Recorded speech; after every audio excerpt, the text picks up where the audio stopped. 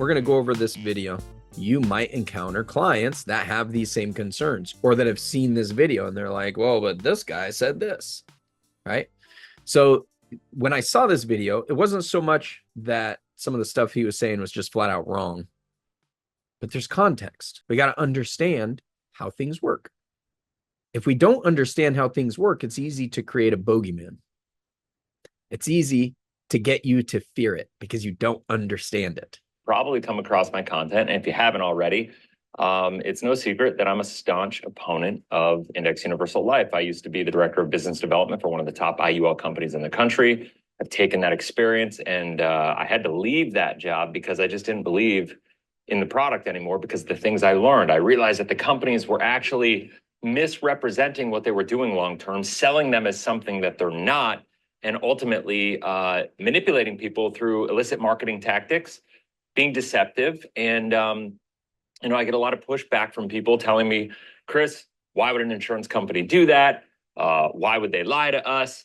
And what I'm going to show you in this video is real life proof. I'm going to show illustrations, an in-force illustration, which means the current illustration as it's performed to this day with new projections going forward. And I'm going to show you the original illustration that the person bought 7 years ago and what that illustration projected the policy performing as, right? Because that is what the person bought. And I'm sure that that policy was sold only 7 years ago with these expectations in place.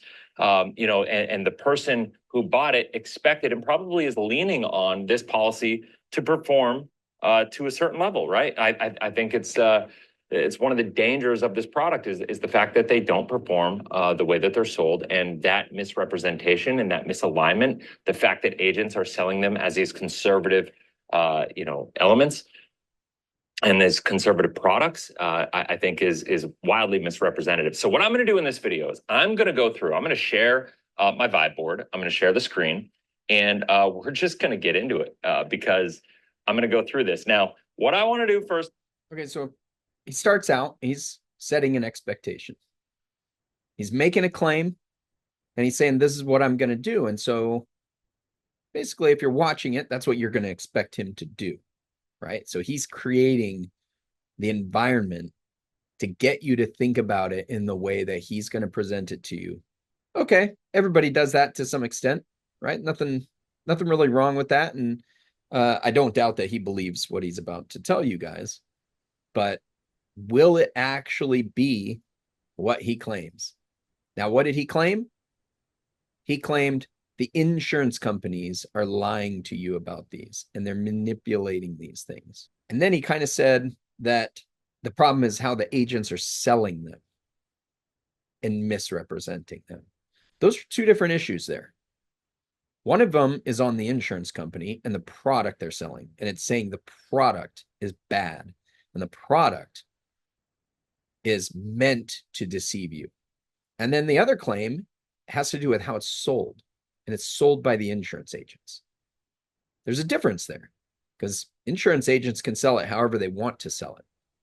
Now, there are trainings by carriers that will try to get you to sell it a certain way. And so there could be some overlap there, I think. But there's definitely a difference between those two claims. And that's something we're going to deal with when we watch this.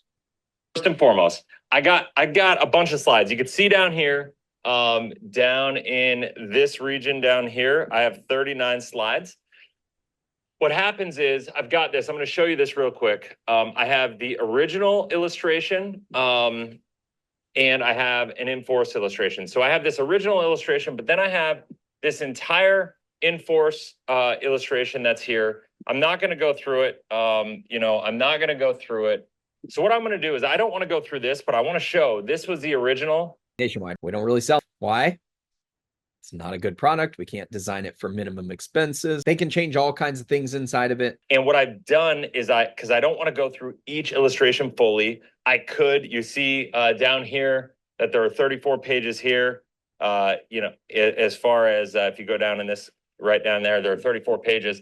But what I'm going to do is I'm going to go here. And what I did is I took the pages out of the in-force and I overlaid them side by side and put them in sequential order with the original illustration to just show the comparison, because I think that's what matters the most. And I want to show the variables in the way that these products work, in the way that they function, in the way that they flow, in the way that the insurance company uses illicit marketing tactics to be able to sell these. And the challenge is a lot of the agents see it and they feel like, you know, that I've been lying about this stuff. And it's beautiful to be able to show proof in how this all works. So what we can see here, and I'm not going to spend a lot of time on the foundational thing here, but you can see this is prepared on July 11th, 2018, which ironically is my anniversary with my wife. I'm going to go back just a little bit.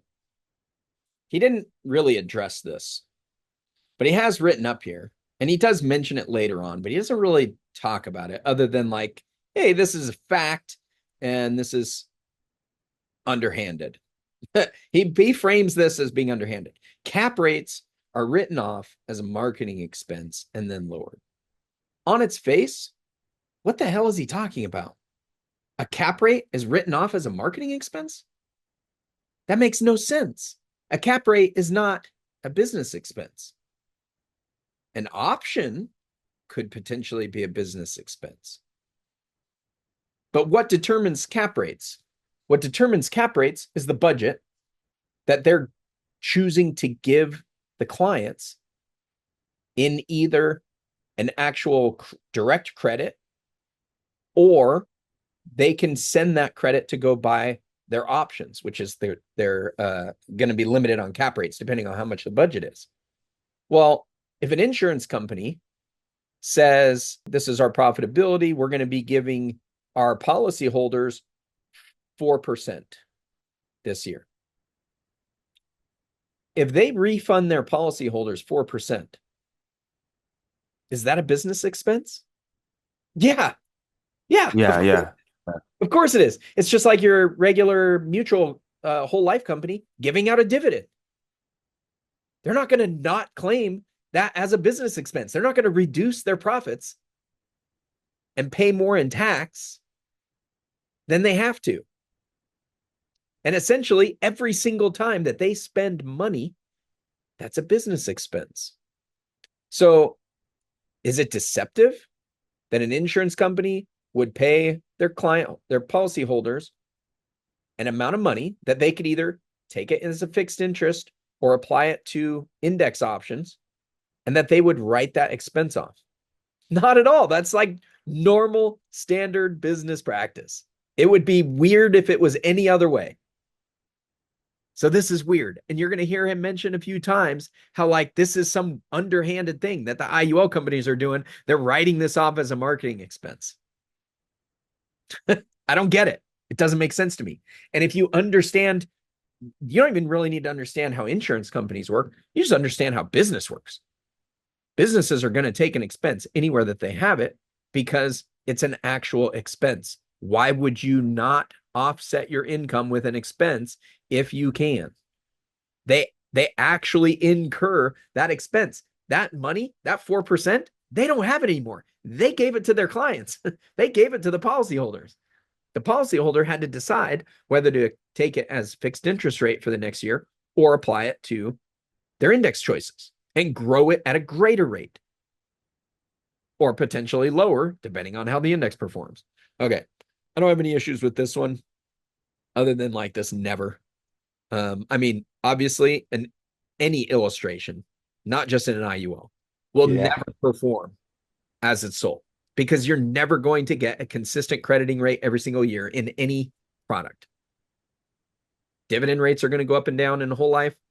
Index credits are going to go up and down in IUL. Nothing will ever perform as sold today. But he makes it seem like, yeah, this is unique to the IUL. Now, never perform doesn't mean that it will always underperform, although that's the implication here, is that it will always underperform the illustration. And so we look at this, you can see there's an accelerated benefit rider for healthcare services benefit summary, right? So it gives up to $135,000, maximum monthly benefit of $2,700. Remember the thing with this though, is this is only as good as the policy must be in force. If the policy lapses, this doesn't exist anymore. And if you're using the policy and the cash value for tax-free income in retirement or any kind of loans or anything of that nature, you also put it at risk, right? So it's important to understand. So let's go forward. This is just explanations. I'm not going to spend a lot of time there. This is, once again, it's just going through key terms, explaining what the policy is. It's not the point I'm trying to go through right here. I'm going to get into the things that absolutely matter. So this is where it starts to get really good. So in the original illustration, remember, the IUL agent who sold this, I guarantee, said that the maximum permitted illustration rate, as it was shown here, is 6.54% with all of these. Now, notice that it says the 30-year historical average. I want everybody to wildly understand this. It says the 30-year historical average. The 30-year historical average of what? It would be the 30-year historical average of the index. That's what it's saying. This is the 30-year historical average of all these indexes given the strategy, whether it's a year-to-year, multi-year, uncapped, whatever. They put in what the 30-year historical average is. But you'll notice that the maximum permitted illustration rate is virtually the same with this one outlier. And the reason that the outlier is a little lower is because of the multiplier, right? And so what happens is the reason that the 6.54 is the same across the board is because regardless of the 30-year historical averages, the one indicator that these all have in common, with the exception of this MSCI, is the fact that they're all S&P 500, okay? And the reason that it remains the same then is because they're just buying call options, right? And so what happens when you're buying call options of the same index, at the end of the day, long term, they're all going to play out to be about the same. So that's about what they can illustrate them at. So, okay, who can tell me what was wrong with that? Do you guys know? Because like clients will not know. So if a regular client watches this video, they're going to go, oh, okay, that sounds so like that could actually be what's happening there. But do any of you guys know what was wrong with that? Not everybody's jumping up and raising their hand. This is why we're talking about it. Because I want you guys to know, because he is absolutely wrong when he's talking about this. What determines the maximum illustrated rate in an IUL? It's a factor of the main index option that they're using. They have the insurance company can choose their main index option to base their maximum illustrated rate off of. It could be the S&P 500, and it often is, but it's also going to be based on what the cap rate is for that. So what is their budget towards that? It's going to end up getting reduced by the bonus that's offered, any guaranteed bonus. That's part of the new illustrations. Back here, it didn't. Back here, the bonus didn't affect that maximum illustrated rate. But the maximum illustrated rate is dictated by one index option. They can adjust it. I mean, they could basically list the same thing for all of those with some exceptions, and that's where that bonus is, this multiplier. That's why this is lower. These ones are all the same because they're allowed to illustrate it the same based on the index option that they're using to determine their base rate. I say base rate, but that's not the right term. It's the index option that they're using to calculate what their maximum permitted illustrate rate. Okay. So when he says that everything he said here was just garbage, it was total garbage. That is not how those are calculated. The maximum permitted illustrated rate is determined by the government, essentially. It's regulations. That's where AG 49A comes in. And it limits what they can do for a maximum illustrated rate. And that number has changed over time because insurance companies have tried to do things to get around it, to get around the limitations, or not necessarily to get around the limitations, but they say, oh, these are the rules. Based on these rules, I know what we can do to get a higher number that we can illustrate. That's where the bonuses originally came in, because the original limitations had to do with the budget and the S&P option. Or it didn't have to be the S&P. It could have been a proprietary index. And if they gave a guaranteed bonus on top of that, they could add it to that maximum permitted illustrated rate. That was where bonuses came in. So yes, some insurance companies use that as a manipulative factor for the illustrations. But the reality is clients got those bonuses. So they illustrated it. Like they give you those bonuses. So they illustrated it. Is that underhanded? Maybe. I don't think so. Because like they're actually giving you those bonuses. So like it could actually perform there and perform better due to those bonuses. So it's been interesting, the change. The regulations have reacted to what insurance companies have done. So there's definitely been some things going on with illustrations. Does it mean that the things are not actually going to perform at that? Not necessarily. Right? It's just a limitation that they're working in based on the regulation. We're going to get into more of this, but there's more of this that's just totally flat wrong. And you wouldn't know it unless you talk to somebody who knows what they're doing and who understands the products. Over here, you can see, all right, this is the minimum and the maximum. You can read this is like over this period of time, they ran all these different scenarios. The minimum performance was that, the maximum performance was that. Okay, that was the potential of the actual, illustration potential. So this is how it was sold. So you can see how an agent would say that the 6.54% is the maximum permitted illustrated rate. This is an uncapped index. We got upside potential, even if it's capped index, upside potential because the cap is going to be higher. I haven't got to the cap yet. I'll get there in a minute in the next couple pages. But you got upside potential, downside protection. You can make up to, let's say, 13% upside, and you got 0% downside.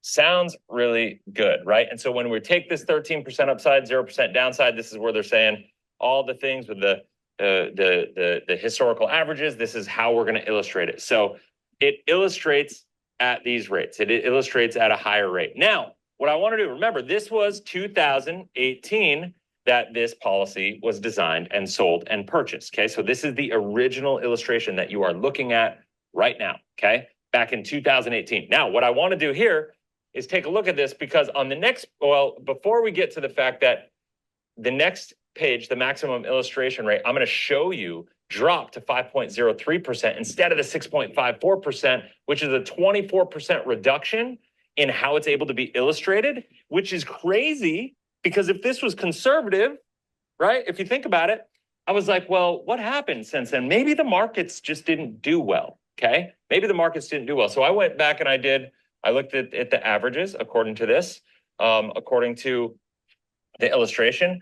2018 was obviously not a great year, negative 6.24%, but then we had all these positive years, huge years, right? Huge years, and then you had a negative 19.44 there. At the end of the day, in 2024 year to date, we're having a great year, although the last couple of weeks has been tough, but it's still overall positive.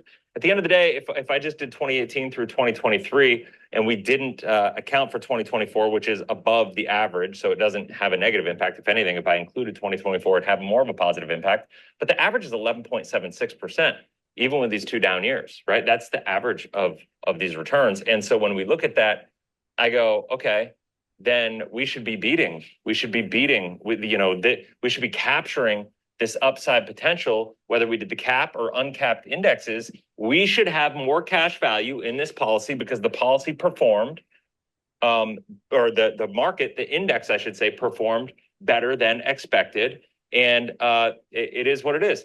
But the bottom line is, okay, so he's taking an average on the S&P and saying, well, regardless of caps, it should have outperformed this max illustrated rate because the actual average was this. Well, you could have had the S&P that's 0% for 5 years, and 1 year it goes up 150%, but you're going to be limited to that cap in that 1 year of the 150%.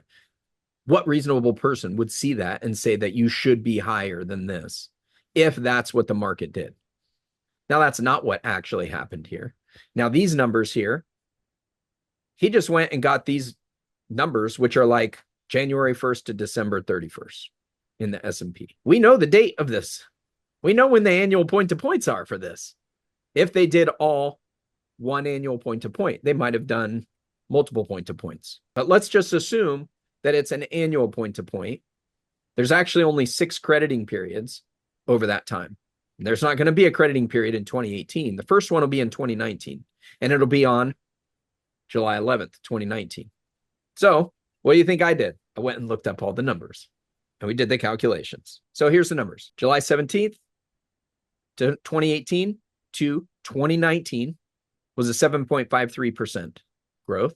2019 to 2020, 4.92%. 2020 to 2021, 28.04%. 2021 to 2022, minus 13.76. And then we had 11.17 growth and then 19.28. That's it. So we only had one negative year during that time. The actual average, though, is 9.53%. Okay. If we plugged in the caps. So if that first year, which you're going to hear this a little bit later, that first year, the cap was 11%, I believe. Well, it returned 7.53. So we get the full 7.53. And then it was a 4.92. We get all of that. And then it capped out at 7. Then we got a 0. Then it capped and it capped. Well, over those 6 years, that average would be a 5.58% average. So when you look at the actual annual point to point, it makes sense that this is actually underperformed. If they illustrated it at 6.54%, it underperformed because of those caps. Now, if the cap stayed higher, that could make a difference. I didn't calculate that, but let's say the cap stayed at 11%. That means it would have capped out on these 3 years. We would have had 45.4 divided by 6.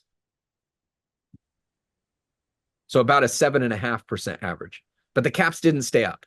So that's a legit complaint that something happened with the caps, but let's work with the actual numbers, not just random numbers that you're going to pull out, and then try and make an argument against how it's performing compared to what was illustrated. What you're going to find is that the new illustrated rate has to be lower. We're going to talk about why that is. I think a lot of you guys know why it has to illustrate lower than it did before back in 2018, but we'll address that in a way that's actually factual and not just emotionally fear-driven drivel.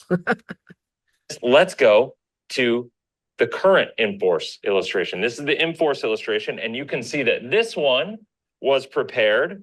I'm going to go down here. This one was prepared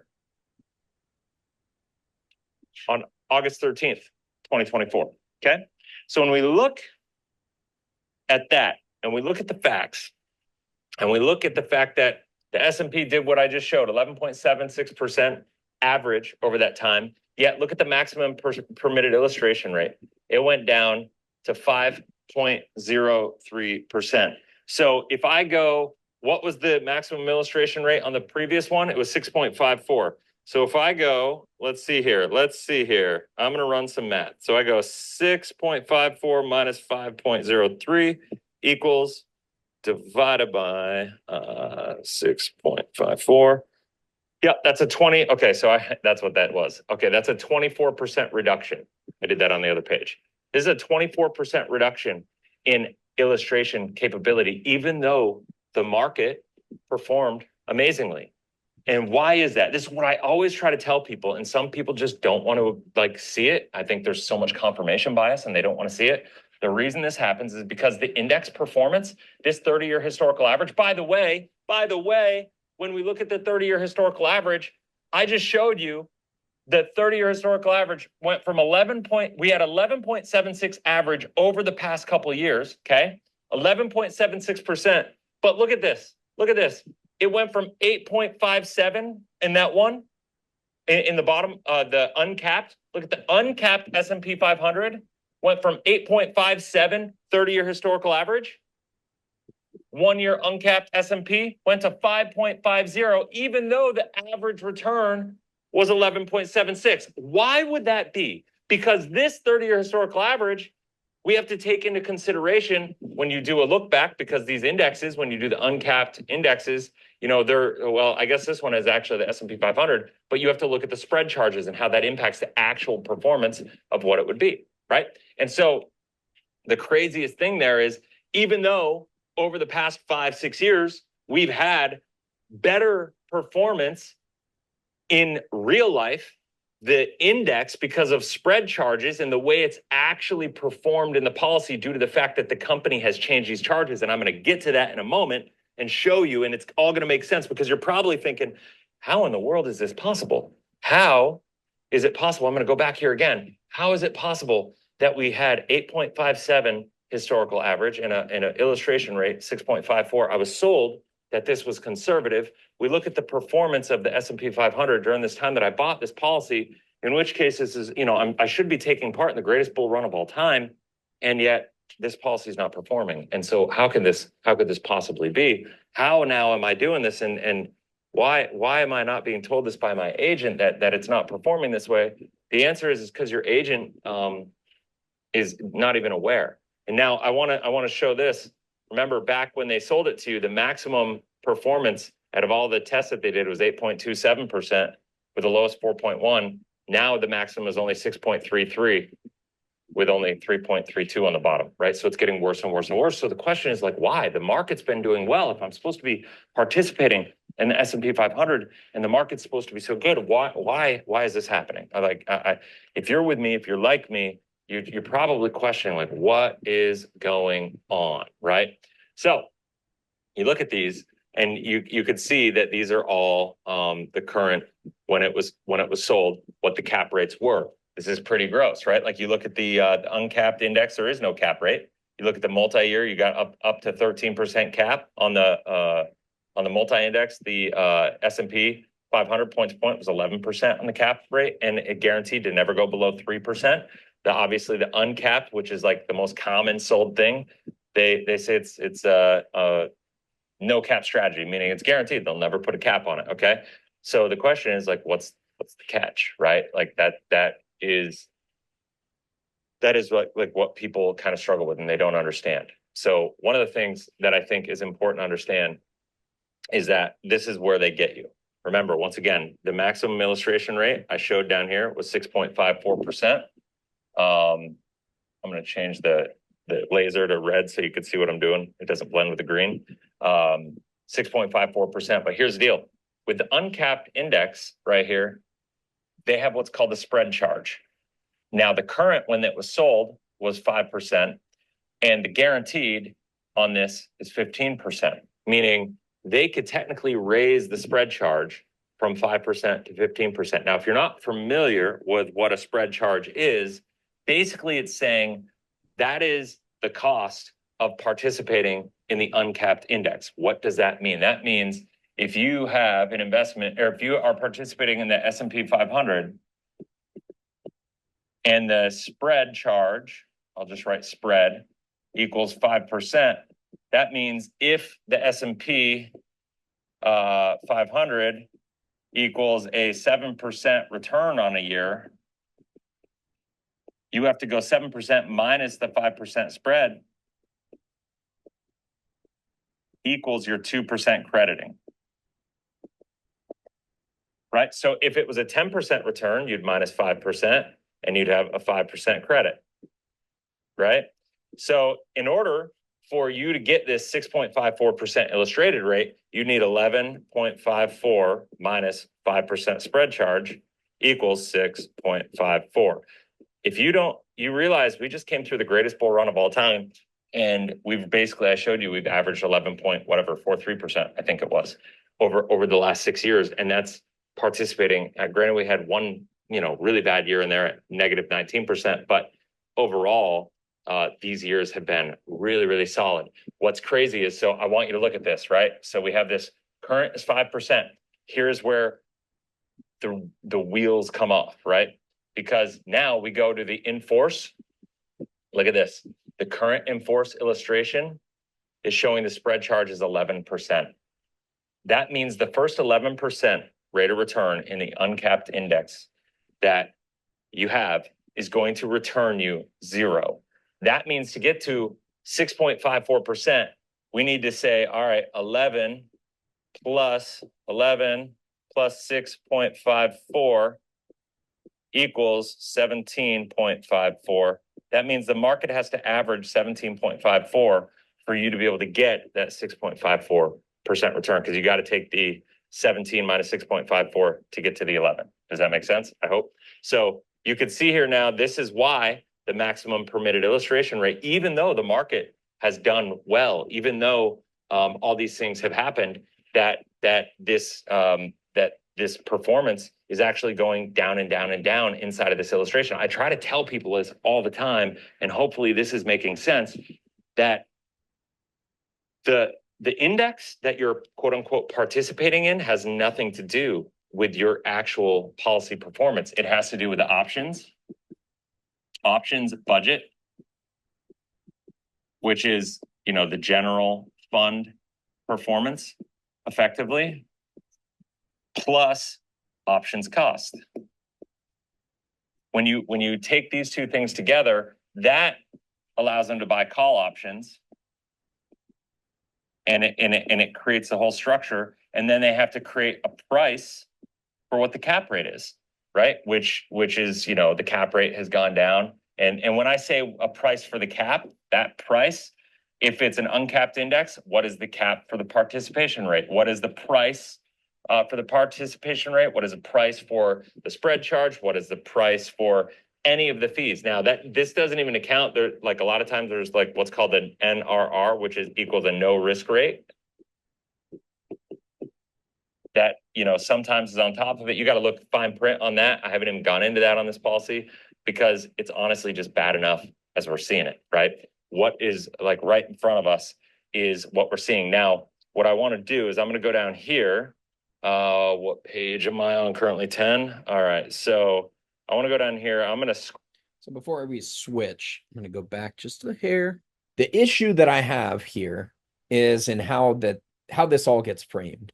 The framing is the insurance company raised that rate to screw you. Right? They did it because they don't want you to make money. That's what this whole thing sounds like. That's how it's framed as.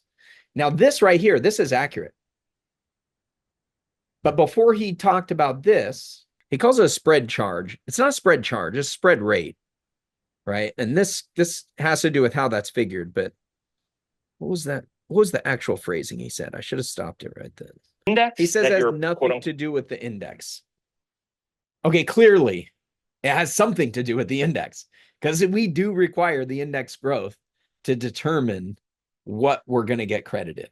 It is a determining factor in the multiplication of this thing. Obviously, these other things that he mentions are a big factor as well, because that's going to determine how they're able to get your cap. Even in what he explained, though, the call options value is tied to the performance of the index. So when they buy call options, the value of the call options go up if the index goes up. So yeah, I think even in greater the expectation that index is going to go up, the more expensive that call option is. That's how options, right? So options are affected by volatility. Whether it's up or down, options are going to get more expensive. But if the market prices in that this index could move 10% in either direction, it's expensive for that movement. To buy that movement, it's expensive. If the market thinks that it's going to hold somewhere close to that, the options are less expensive. That's why our volatility indexes are less expensive. They're not designed to move large amounts. They're designed to move about 5%. And so they're cheaper. They're more affordable for the budgets that these companies have.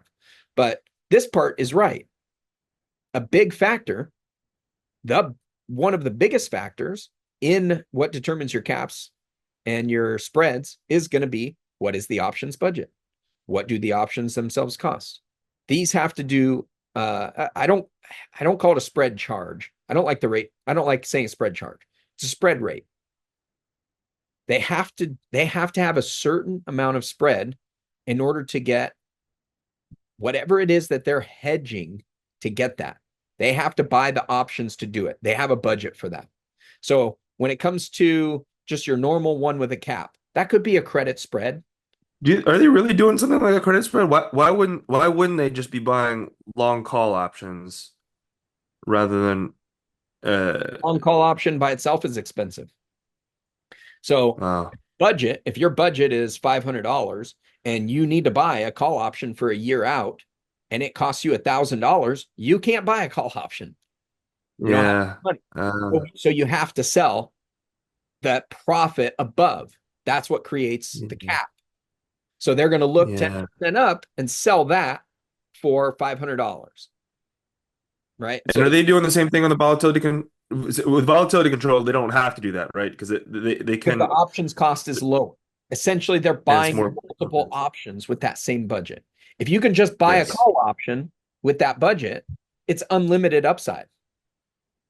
Yeah. And if I can Yeah. buy That's. 1.5 call options with that budget, I can give you 1.5 times whatever it goes up. That determines whether there's a cap. Now the spread is going to be different. How do you determine Yeah. the spread? Well, if your budget's 500, and if I go at the money 1 year out and I look at that call option might cost $1,500. I can't buy Yeah. that.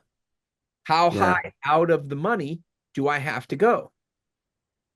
In this Yeah. case, we got to go 11%. If you go 11% Yeah. money, I can buy that call option and have all the upside above it.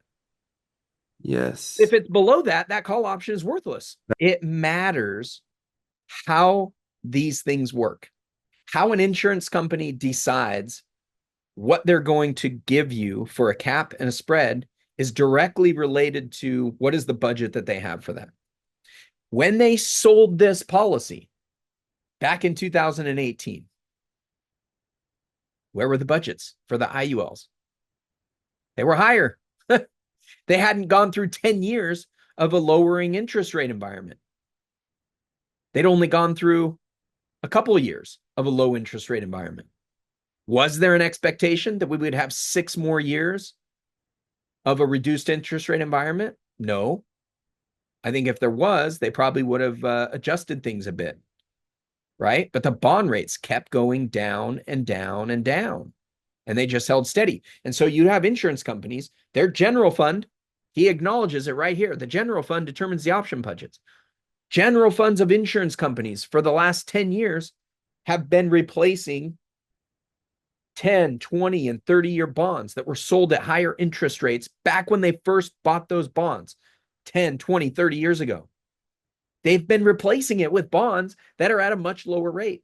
And that brings the budgets down because their budget is determined by their general fund and what they can expect for a return. If their general fund, let's take Allianz, for example, their life insurance general fund is $8 billion.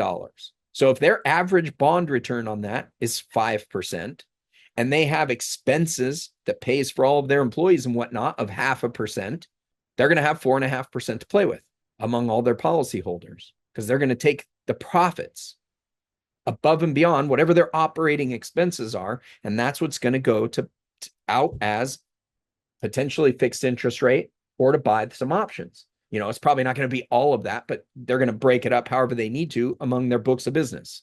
So was it underhanded of Nationwide in 2018 to assume that what they're paying right now for options for that spread at 5% is going to continue for purposes of the illustration? I don't think that's underhanded because they didn't know that the budget was going to change. They're going to account for it, which is why the guaranteed rate is 15%. Because they can project out there, hey, if these things change, if they adjust in price, we need to be able to adjust that spread. Because there's no way we're going to be able to buy this at 5% above the current value of the index because the budget won't allow for it.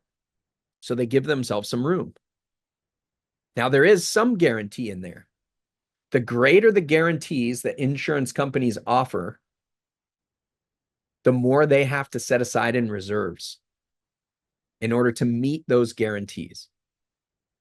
Doesn't matter whether it's caps, whether it's a spread, or whether it's, hey, we're going to guarantee that if you own this policy at any point down the road, if you want to get out of it, it earns at minimum a 3% guaranteed rate of return. There are some out there that do that.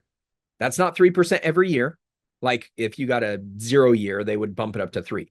That means guaranteed, if you fund this policy and you get out of it in 20 years, you will have had a 3% internal rate of return, right? That's the guarantee. Well, they take that guarantee and they have to set aside reserves to meet that. That is what is required of an insurance company's budget.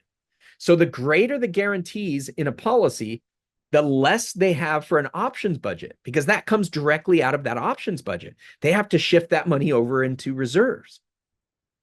It's kind of like when you opt for the classic bonus. When you opt for the classic bonus on the Allianz product and you get that 1% bonus, how do they do that?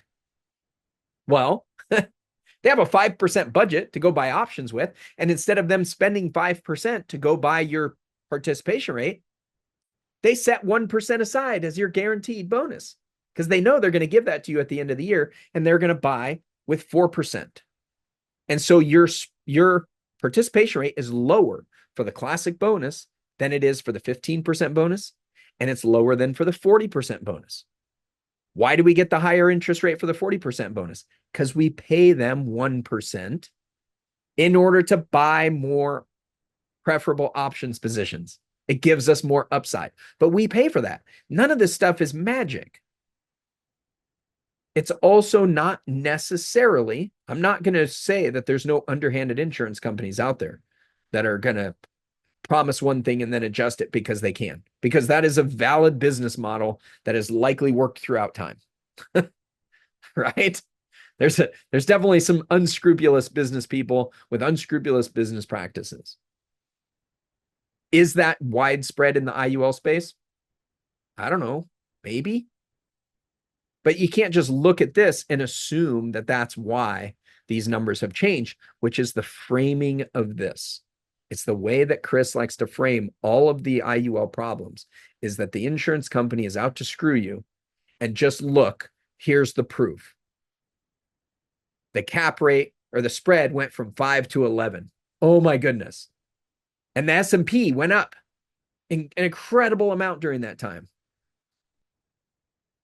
Okay, but if you understand options, you also understand that in 2018, the overall options market, I was big into options. Okay. I was big into options. So you're getting some insight here. If you are not into that option space, you might not have listened to anybody that's ever talked about this. Options let's go prior to 2020. Options prior to 2020, like the whole options market was something like, I don't know, $1 billion, $2 billion. And 2020, it shot up a massive amount. Now the S&P also went up too. And like the more expensive an index is, the more expensive the options are in particular.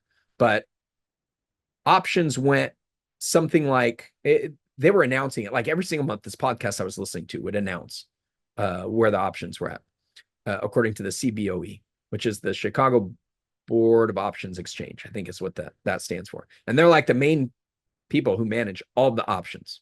Okay. Options went from like 2 billion the year before to like 10 billion options traded that next year. And then the next year, like 16 or 17 billion, like just a massive, massive influx went into options. Well, what happened in 2020? We had a lot of people that started to get into that space. A lot of retail traders started to trade during the pandemic. And there was a massive interest around options. Robinhood came out. Robinhood made options understandable and easy for everybody to participate in, right? There's a lot of things that happened in that space.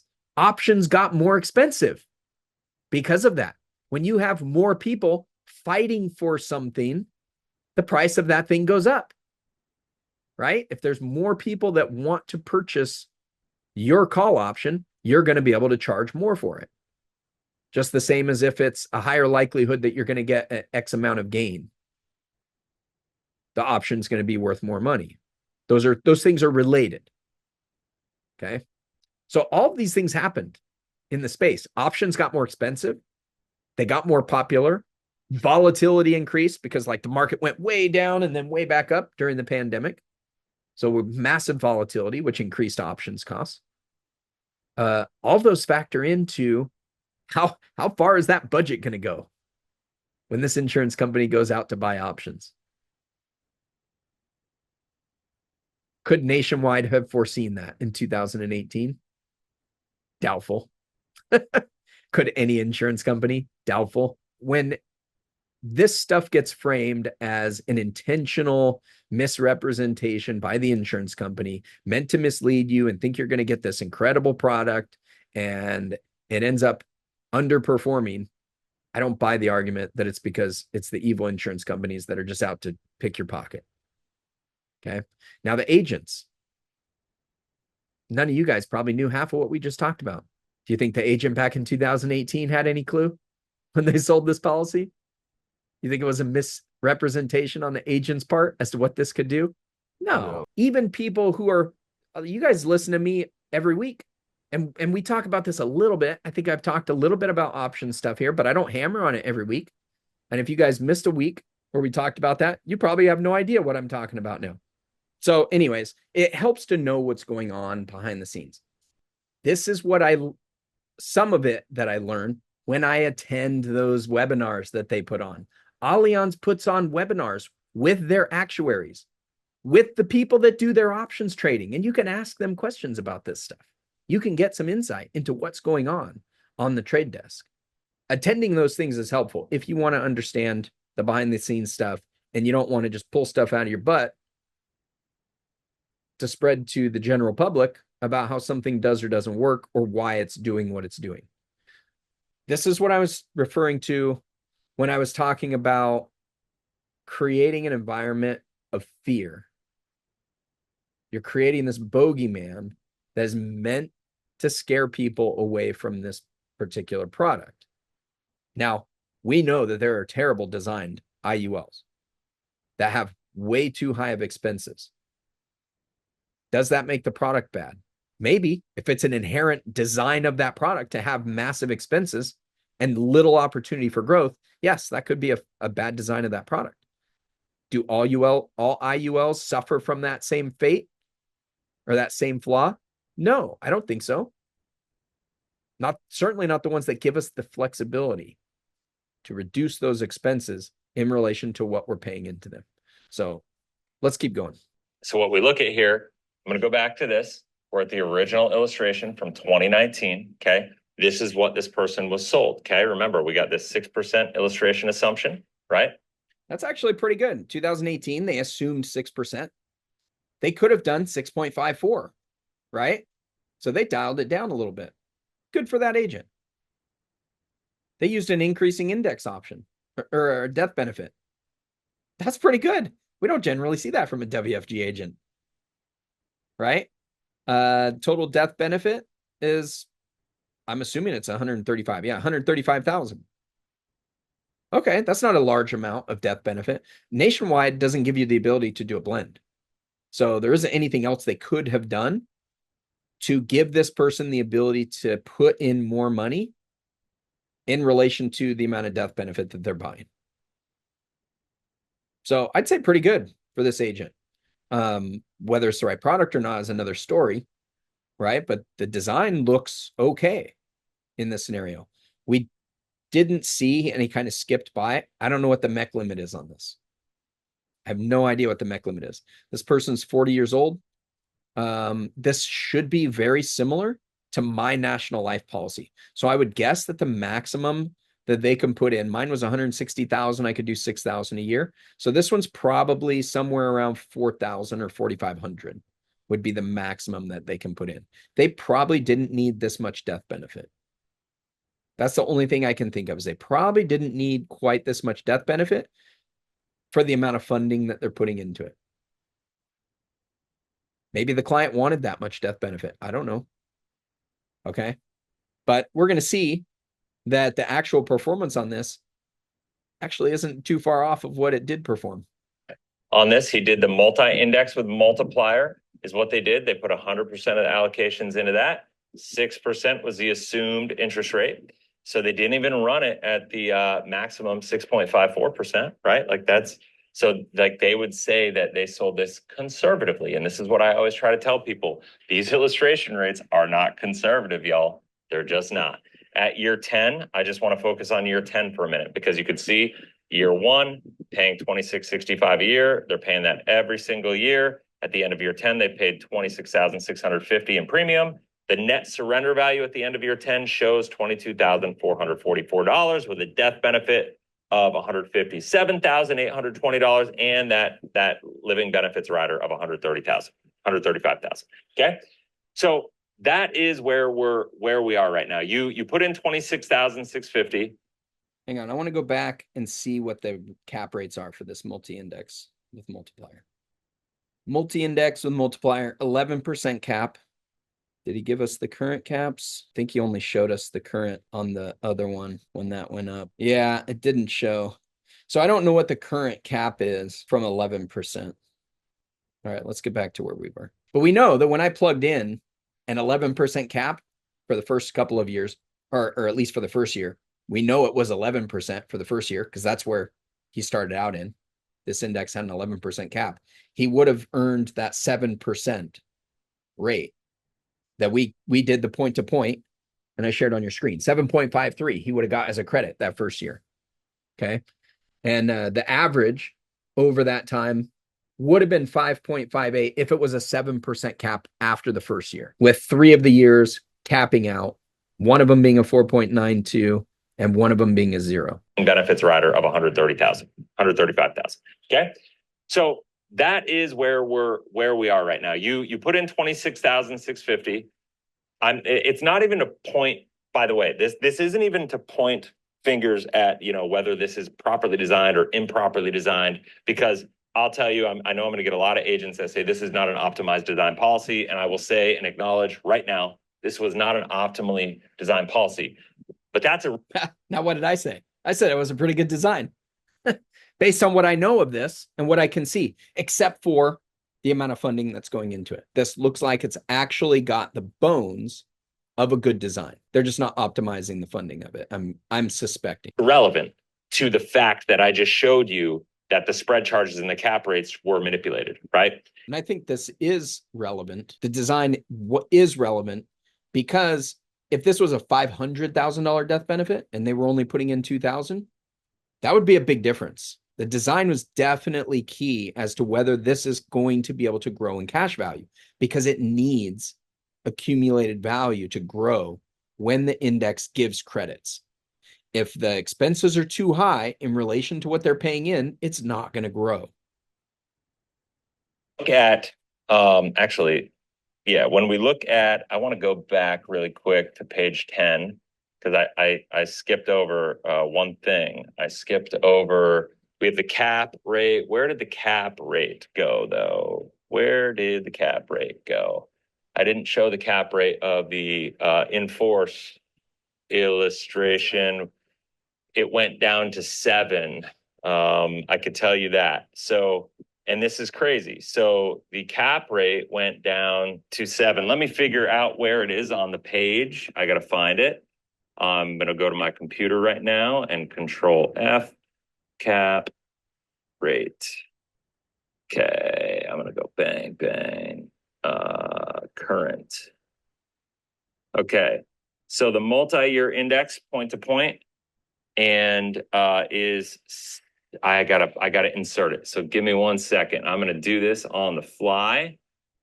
And this policy, the index crediting, is this line right here. 11% cap rate. Everything was built on that. That's what they put everything into. If they had done the no cap, it would have been uglier because I showed you the increase in the spread charges were what they were. The 11% cap rate here, that was the original illustration that was sold. Now you can see it right here. It's 7.6% currently. So they dropped it. That's the wrong one. It's the 7%. The multi-index with multiplier, which is 7. He had it right the first time, but he's trying to do this on the fly and he's just made a mistake. From 11 to 7.6. So if I go, let's talk to you about let's figure out what that reduction is in the cap rate. So you go 11 minus 7. It actually looks like maybe that's the one they're using in the current in-force. That might be why he switched to it, because it says right here, the index strategy is the 1-year point to point. So maybe they switched from the multi-year, that first year, to the S&P that's going to have a 7.6 cap. 7.6 equals 3.4 divided by 11. That's a 30. Now in the calculations that I did the S&P growth So it's possible that first year did not get 7.53% because that was the S&P growth, not a multi-index with a multiplier. So that one could have been higher or lower that first year up to that 11% cap. We don't know what that ended up being. 31% reduction. So we had a 31% reduction in cap rate. So here's the deal. Remember, this policy was originally ran with a 6.0% assumption. Now we're talking about the max it can ever receive is 7.6% is the max. So if this is the max you can ever get, 7.6, you have a 0% chance long-term of achieving this 6%. So when people like, David McKnight and people. I would agree with that if the cap rate doesn't ever go up. Yeah, that's what he said, max ever. That's the max this year, not max. So. Like Doug Andrew and Curtis Ray and all these people that sell these things with these current assumptions.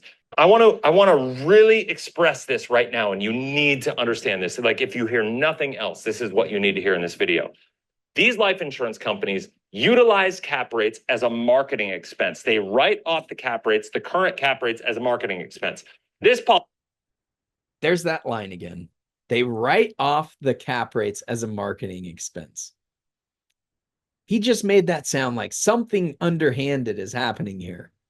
Well, we already discussed this. I don't think I need to rehash it, but it would basically be criminal to all of their policyholders and the owners of the company if they didn't write off the money they were giving to their clients to buy options with or as their fixed account, whichever one the client prefers. It would be criminal to not do that. Policy was sold. It was an index universal life accumulator. They launch new products, right? So they launch this product, they sell it, they have a 11% cap rate, they sell it, they do what they do, and then what happens is they launch a new product. When they launch a new product, they market the new cap rate. Let's say when they have this product, current product, we'll say it's 11%. They run that thing for, say like 2 years, 2 to 5 years. They'll do that, and then they do a new product. As they launch the new product, maybe the new product is at, let's just call it the same percent, 11%. If everything goes down, it might be a little lower depending on the market, but let's just call, it is what it is. What happens is when they do that, legally and compliantly, they are no longer, because this current product is no longer being sold. So because it's no longer sold, they can drop this cap rate like they did here to 7.6%. All the while, these new products are marketed at higher cap rates. And so nobody's none the wiser.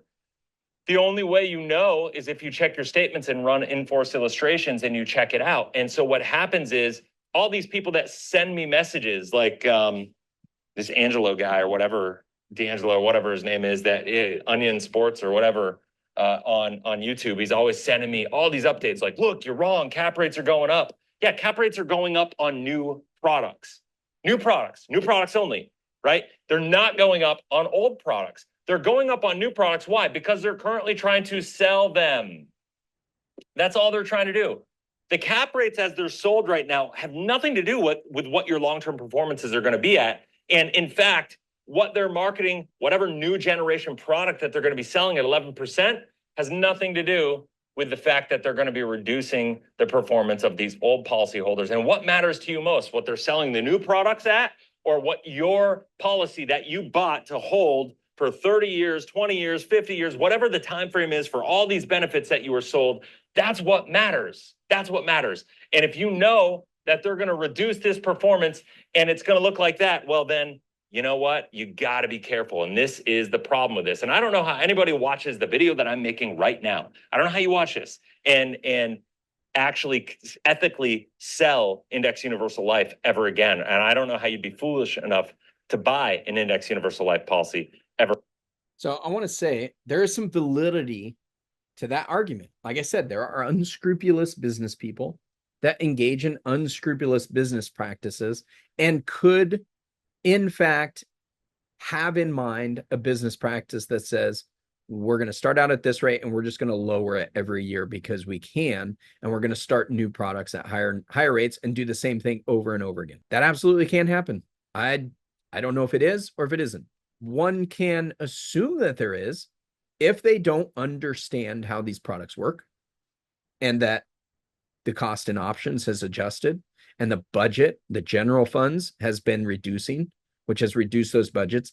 And like what he's proposing as an unscrupulous business practice is actually more a reflection of the economic environment that we've been in and that these insurance companies found themselves in over the last decade. Whether one is engaging underhandedly or not, the client's going to have to decide that. And you do want to take into account what's happened in the past. What has that insurance company done? But I think it is beneficial to understand how these things work and why they work, so that it's not just, you're not going to be making these decisions based on fear that somebody's trying to generate around them in order to sell you a different product. And that's my issue here, is there's a lot that he talks about that it just assumes these are terrible companies that are out to screw you any way that they can. They're just out to get a buck. Now, I'm not a fan of the Nationwide product. It is entirely possible that that's the case. They reserve the right to change all kinds of things inside of here that protects themselves and puts the risk on you, the client. Does that make it bad? No. Does that mean that it's definitely going to get as bad as it could? No. They just need to make sure that they can cover themselves because they have obligations. They have to meet the guarantees of any of the products they sell. And the less guarantees that they offer in these things, the more flexibility they have to increase their budgets for other parts of that particular product. Now, when an insurance company comes out with a different product, there could be a number of reasons why they come up with that different product. That different product could have a completely different underlying expense design to it. And that expense design can directly impact the options budget that they have for that product. Those things can change. There's something else beyond just coming up with new products because they've come up with a different design. But that, like, sometimes they just come up with a different design. And the different design, the different way they plan to hedge it, or the different index options they have might give them the ability to offer different caps and different participation rates for that new product. But there's something else that happened and basically could regularly happen over the last few years, especially. And this was something that I learned when I went in person to Allianz. Basically, they introduced me to the company and I got to meet some of the actuaries, and they kind of had this whole thing. They flew me out there and I got to listen to them talk. It was awesome. Okay, very informative.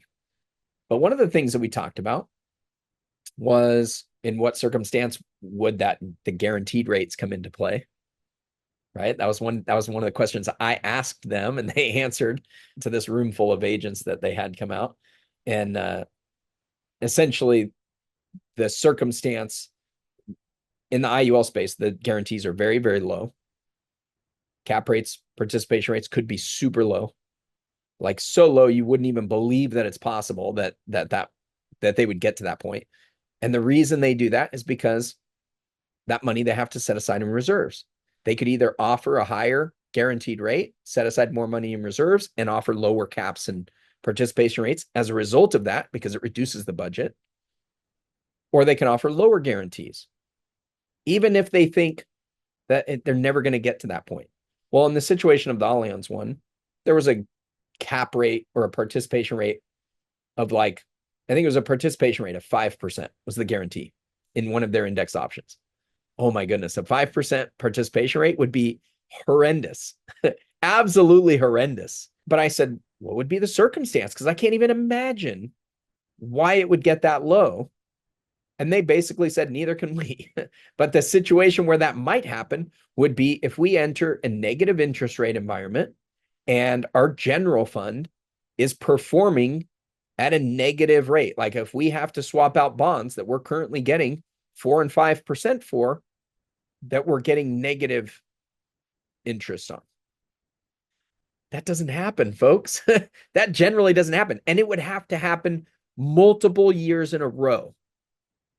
Multiple years in a row, because remember we talked earlier about how they come up with their options budget. You got your general fund. It's built on almost exclusively bonds. There's some other things to it, but they know what that general fund is going to earn. And they take a percentage of that, a small percentage for that, and they cover all of their operating expenses. And then they apply the rest, depending on their business model, to your options budget or to a dividend to their whole life policy holders. That's how those things work. So the only way it gets down, the numbers adjust way down to that super, super low rate, is if the interest rate environment gets even worse than it was before, which was basically a 0% interest rate environment, and bonds were at like 4%. I think that was about the worst that it got. And it would have to shift into a negative interest rate environment. Well, the reason it would have to be negative for multiple years is because, again, they have about an $8 billion budget currently. That next year, they're going to get money coming in as new premium, and they have to take that new premium and they have to go buy bonds with it. Well, the current $8 billion budget has bonds, 5, 10, 20, 30-year bonds that they know is going to give them consistently, 5, 6% return over that time period. I think it was actually between 4.5% and 5%, somewhere like 4.76, if I recall. So if that $8 billion fund is getting 4.76, and then they get $1 million, or actually, I think the projection was somewhere around, I think they were expecting 500 million the next year. So you get a 500 million in new premium that comes in the next year that gets added to that 8 billion. And that new premium buys bonds that are at a significantly lower interest rate. Well, the 4.76% that the 8 billion was generating is now going to turn into 8.5 billion that's generating 4.5 or 4.2 or 4.3, some lower number, because the bonds that came in were a lower rate than what the current fund was generating, right? And that happens every year. So if year after year they're replacing higher yield bonds with lower yield bonds, their general fund is going to be expected to perform less and less. Now, we can apply that across the insurance field and understand why dividend rates have been going down for whole life policies, because the same thing happens in a whole life policy. Why did the cap rates and things go down in all of these insurance companies? Because the same thing was happening. They have bonds that are expiring, they have new premiums that are coming in, and the new premiums and the funds that were in those expiring bonds have to buy new bonds at today's rates. Make sense? The alternative for an insurance company, there is an alternative when they get that new premium in. The alternative is you create a new book of business for the new premium coming in. So if you have $8 billion that is in one general fund, and you know that based on the bonds that are there, and as those expire, you got to buy new bonds, right? And if those new bonds, if the bond rates suddenly go up, okay, that 8 billion that's currently earning 4.76, let's say $1 million, or let's say 500 million expires and it has to get replaced with new bonds now at 5%. It's going to slowly start to turn that ship around and raise it up. So we're going to go from 4.76 to maybe 4.86, right? It's just a small bump because it's only the expiring bonds that are at an increased rate and are going to combine with all this other huge account that's generating a set amount of money. Okay. So it'll slowly turn around and start to gain with the rising interest rate environment and new bonds that are impacting that whole fund. Well, rather than taking the new money that's coming in and adding to that, this thing that's weighted down by 5 and 10 years of bonds that came in at 3% and 4% or whatever, right? Instead of taking the new money and just, barely impacting the effect on that $8 billion fund, instead, they could start a whole new fund, a whole new general fund with those new dollars that are buying bonds that are at 5.5%, whatever that rate is. And that's immediately increases the options budget for the people that are in that general fund. So it's considered a separate book with how they calculate things. You're going to have some insurance companies that have many different books of business like that. For whatever reason, they decided that that was the best way to handle what was happening in the environment there. Rather than say, whatever's going on today is going to affect every single person that's holding a policy in the whole entire life that this company has sold businesses and those people that are still alive, we're going to separate some things out so that we can do some things differently, because business is about innovation, right? You kind of want to do some different things and try to get better and try to manage things better. But in this case, they want to be able to attract new customers with higher interest rates. Well, that sounds pretty good, right? It's certainly going to be good for the first people in that first year that buy that product that's with that new book. But what happens in the next year? In the next year, you double the amount of that new fund. And what happens if there's a major change in the interest rate environment at that time? It'll impact that second book a lot more since there's a smaller amount of funds that are in there and smaller. Yeah, the volatility is going to be massive. You could have major swings. So let's say the interest rate environment went up and you do this new fund and it's in there at 6% because bonds shot up. You got some good bonds. You're at 6% with that. You got $500 million now in this new fund. And the next year, 500 million comes in with that new one as new premium. But the interest rate environment went back down. And now the interest rate environment is you're buying bonds at 3%. These people that bought and had these really high cap rates suddenly way down because you just doubled the fund in value with a massive reduction in bond rates. The adjustment that's going to happen year to year on participation rates and cap rates is going to be massive if they decide to open up a new book of business. So while there could be a good reason for it, there could be some negative effects that don't happen if you just absorb it in with that $8 billion. Because all that new premium coming in for 1 year is only going to affect it a little bit. And so you end up with a product that just moves a little bit up and down depending on the interest rate environment. And if it's a slowly, steadily rising interest rate environment, that whole entire general fund is going to continue to slowly go up. If it's slowly going down, it'll slowly go down. But if it goes down massive in 1 year and then back up the next year, there's not a big dip that happens. It's a small impact. They're able to ride it out and keep things fairly steady. And that's kind of what you see happen in the whole life space and why you see dividends that don't just move and swing by 2% every year. They're not designed to do that. So it's pretty interesting, the different options that the insurance companies have. Whether they opt to go with one or the other of those, it doesn't necessarily make it a bad insurance company. They're trying something different. Now, it's helpful for you as a client to know what you're getting into. Am I buying myself into a new book of business? Am I going to experience some big ups and downs? And most agents aren't going to be able to answer that question because they didn't even know that it was something that they should even think about. They didn't realize it was a possibility.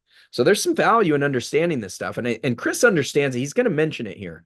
An index universal life policy ever again. So now what I want to do is I want to go back here. I think I'm going to get back to the page that I was at. All right, let's go back to this. This is interesting. Okay, now I want to go into detail and show you the actual impact and ramifications. So we're going back to the original illustration. It's at 6%, right? Remember, we're going back 22,444, 157,000 in death benefit, and then you got that rider. And then what it shows, let's go to the next page, which is going to be the in-force illustration. This is currently the one that we ran 8/13/2024, okay? You can see we're 7 years in. It starts at year 7 because this is showing a projection from this point forward. And now at year 10, it's not so bad because the market has performed well, right? So it hasn't underperformed. But the problem is now moving forward, how much less is this going to actually perform in the long term? Because How do you know that? once again, right? Like this. You said Sir, something. how does he know what is going to happen moving forward? Does he have something he He doesn't, but he's going to make an assumption here in a minute. And I think you've already seen the problem. This is the thing. This is why I always tell people, you're not going to realize you have a problem until And we saw what the projection was, right? The projection in year 10. Yeah, it was like 22,000. Yeah, it was 22. It's like just Yeah. a few $100s higher than what this was. Let's go back to it real quick. I think I calculated it out at like 2% difference. Let's go off of this number, not the surrender value. Let's go off of this number. 22,820. Okay, so it's a 5% difference. 4.93 between actual accumulated value and the projection when they first bought the policy. We got a 5% overall difference. That's not too bad. It was probably a little bit different percent when we go with the surrender value because both of those numbers are lower, but not by very much. It's just by a few $100 for the surrender charge. Okay. Not a big difference 10 years down the road, considering what happened. Cap rates got lower, participation rates got lower, options budgets had to reduce. Okay. Now, some of this is a projection. So it's not actually lower in year 10. What's the difference here in year 7? That's the real one that we need to know. Now, this is at the end of year 7. And the end of year 7 in the other one is going to have a 6% assumption. And this one is going to have a 5.03% assumption. Okay. So there's some difference between even just the next 3 years when it comes to what is the assumption being made in the growth. So let's go to the 14,377. So divided by 14,665, 1.97%. I did have 2% in my head for a reason. I did this calculation earlier when I was watching the video.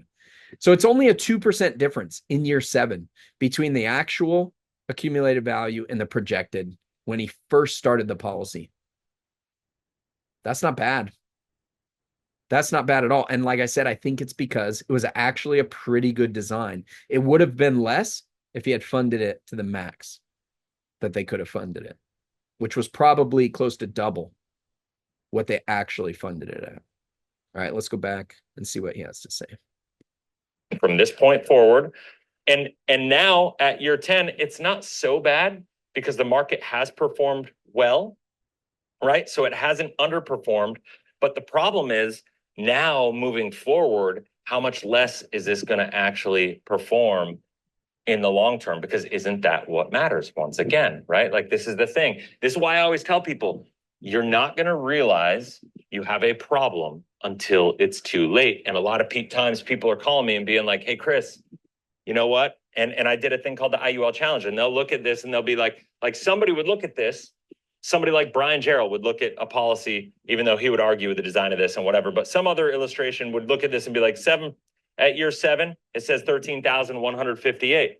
They're going to look at this and they're going to be like, all right, year 7, I'm at 12,870. Okay, no big deal, right? Like no big deal. If you look at that, that's only like, I don't know, $300 difference, we'll call it, right? It's only $300 less. So that's like a rounding error, Chris. What's the big deal? That is pretty much a no big deal. He's right. I am saying that.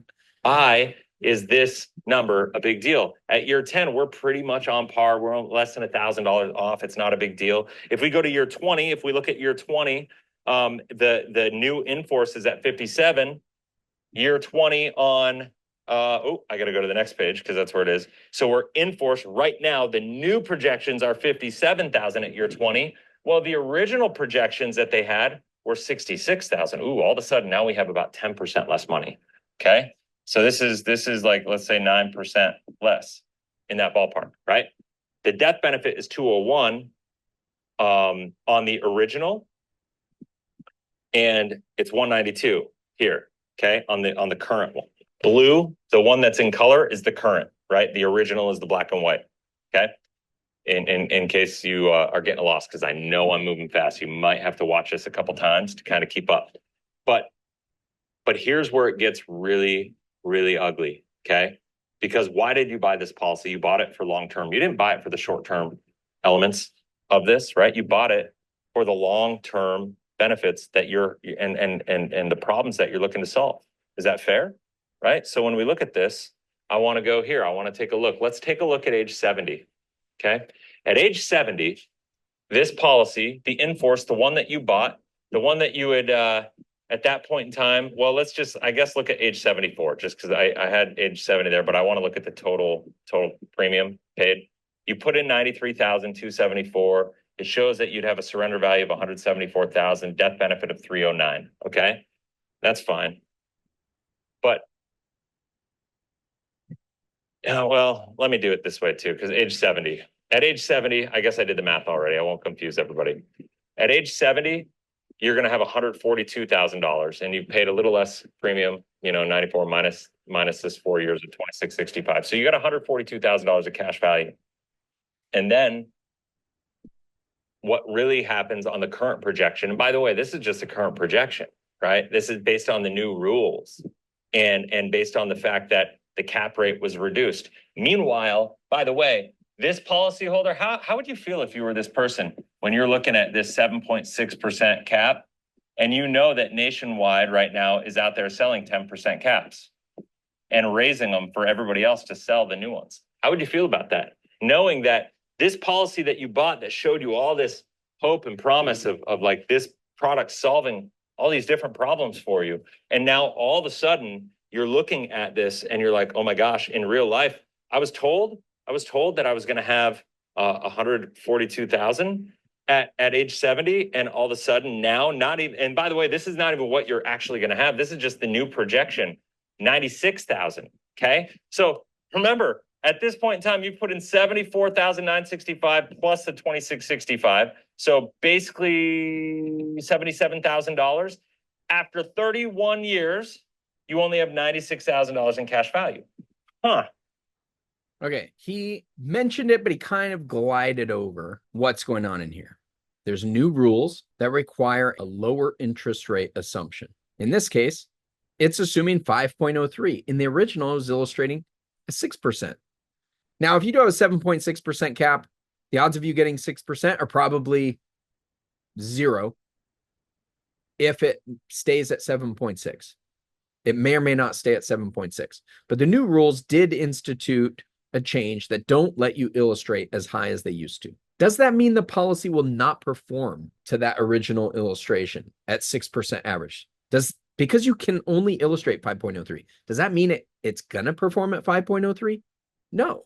There's no guarantee that it's going to perform at 5.03. In fact, when we look at the actual performance on this, it was only 2% less after 7 years than the original projection, even though this one is taking into account what actually it has done.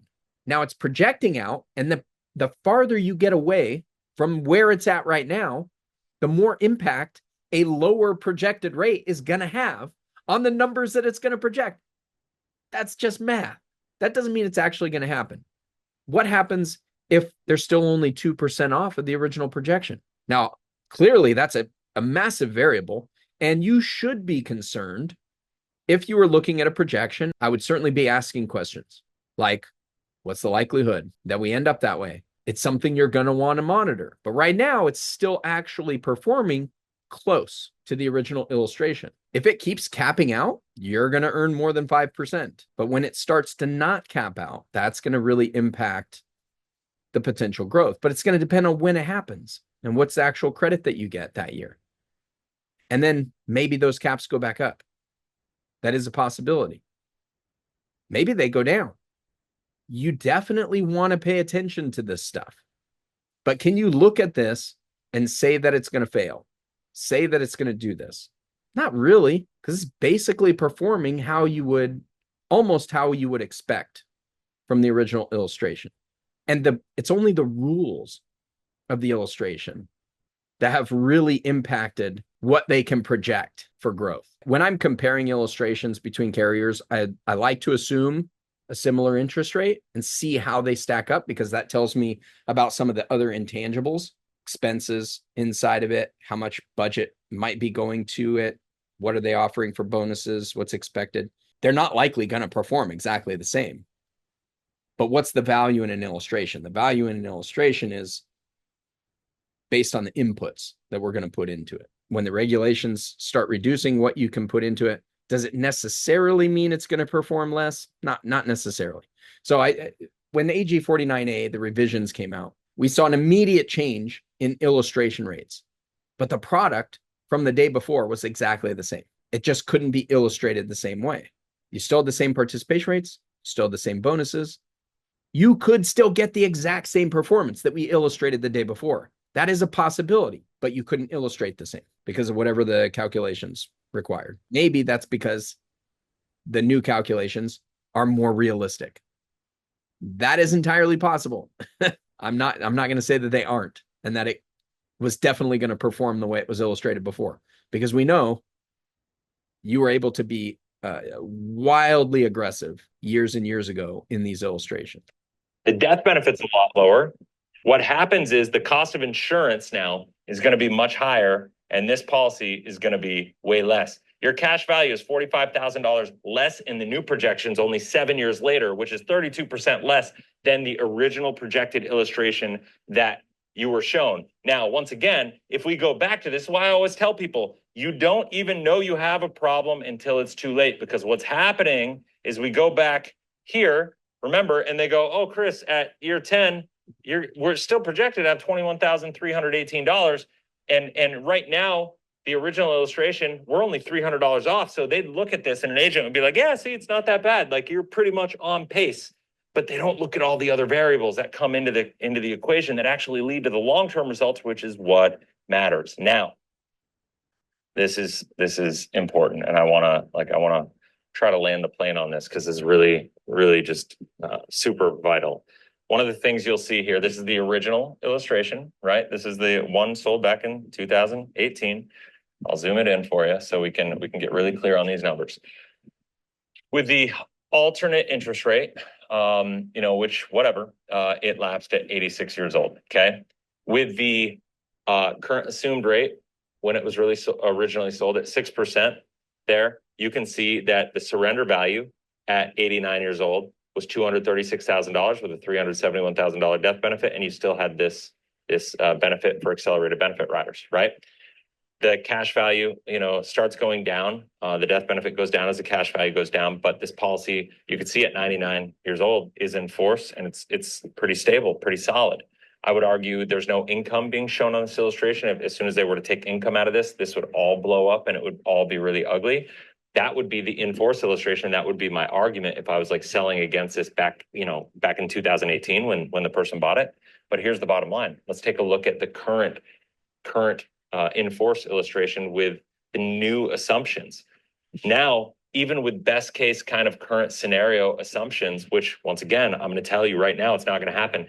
89 years old, 90 years old, the policy has lapsed. What does that mean? You're going to have to come out of pocket. You're going to have to come out of pocket.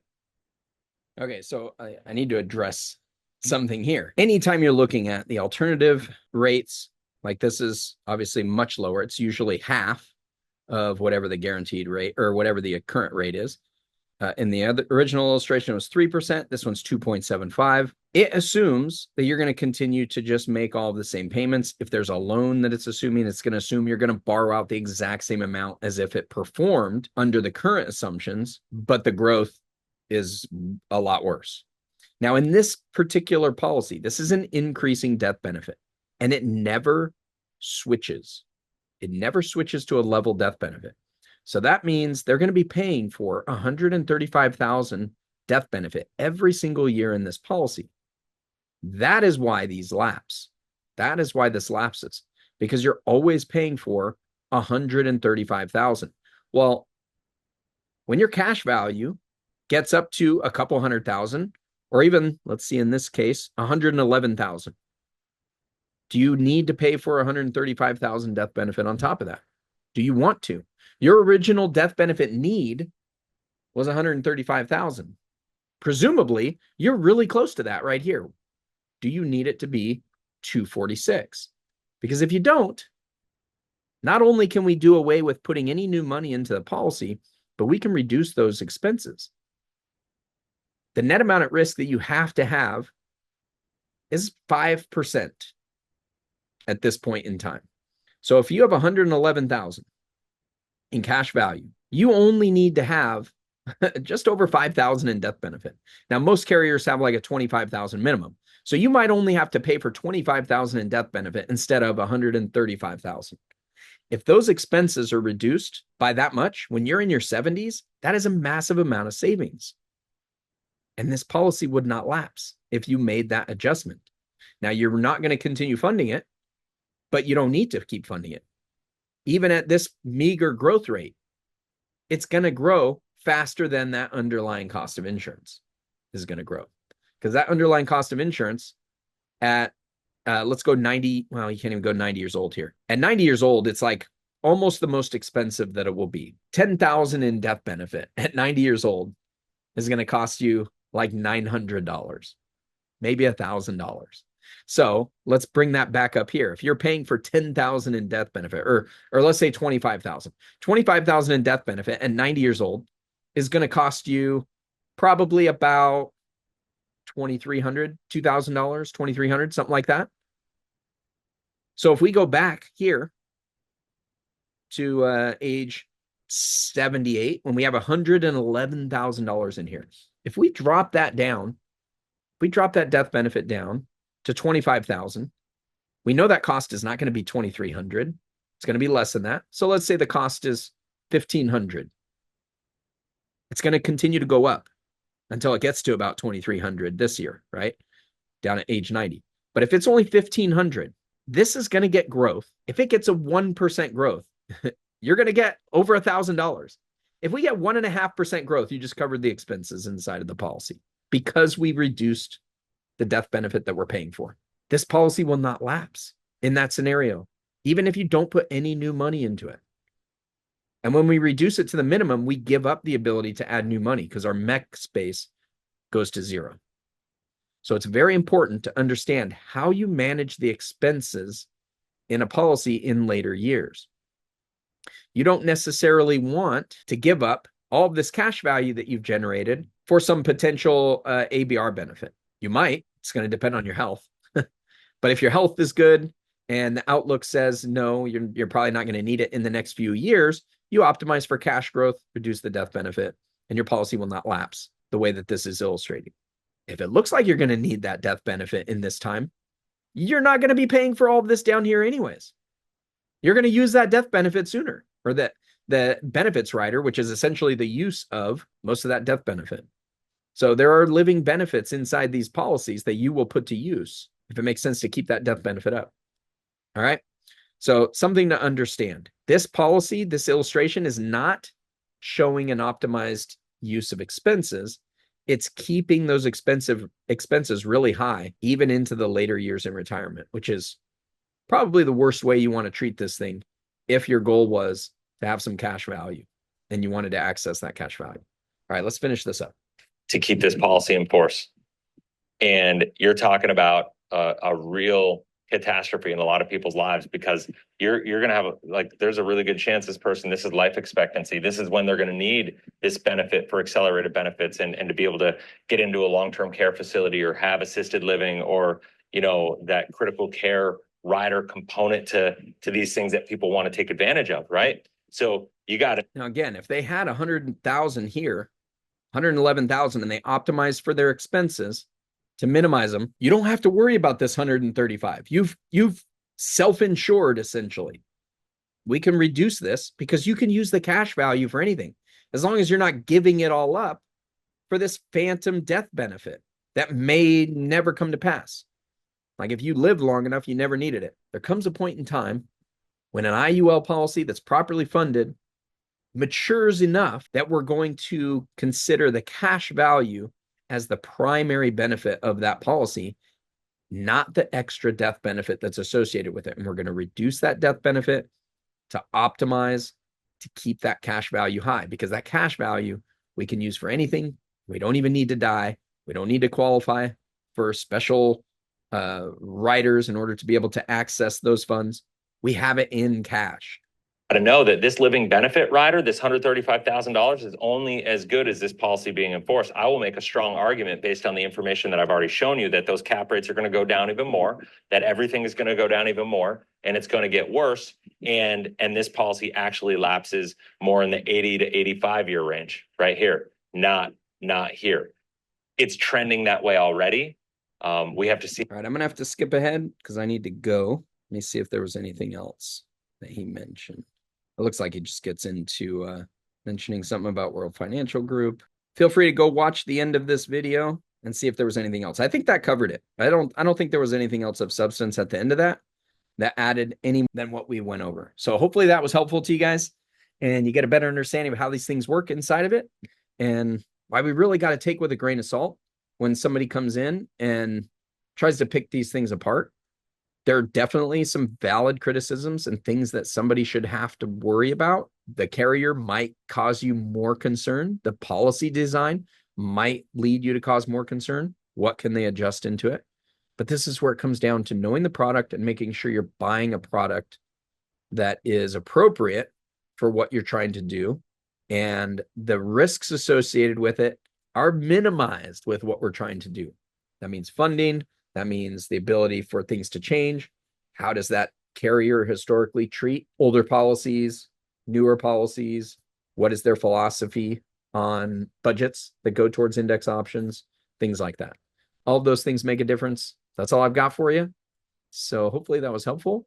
And hit me up if you guys got any questions. But with that, I got to go. We'll see you guys next week. Hope you found value in today's video. If you'd like to find out more about IUL and whole life, check out these videos right over here. And we'll see you next time. Now go maximize your cash flow.